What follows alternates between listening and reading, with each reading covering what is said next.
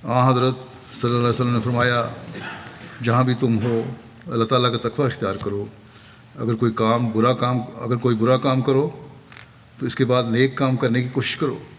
ये नेकी बदी को मिटा देगी और लोगों से खुश अखलाक़ी और हुस्न सलूक से पेश आओ। इसी तरह एक रवायत में आता है कि हज़रत सल्लल्लाहु अलैहि वसल्लम ने अबू मूसा और मुआज़ बिन जबल को यमन के 2 अलहदा हिस्सों की तरफ वाली मुकर करके भेजा तो ये नसीहत फरमाई कि आसानी पैदा करना, मुश्किलें ना पैदा करना, मोहब्बत और ख़ुशी फैलाना और नफ़रत ना पनपने देना।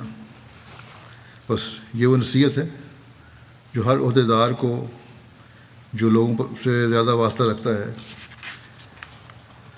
अपने लिए रहनुमा असूल के तौर पर सामने रखनी चाहिए। बस यही वो तरीक़ है जिससे ओहदेदार जमात के अफराद की खिदमत का हक़ अदा कर सकते हैं।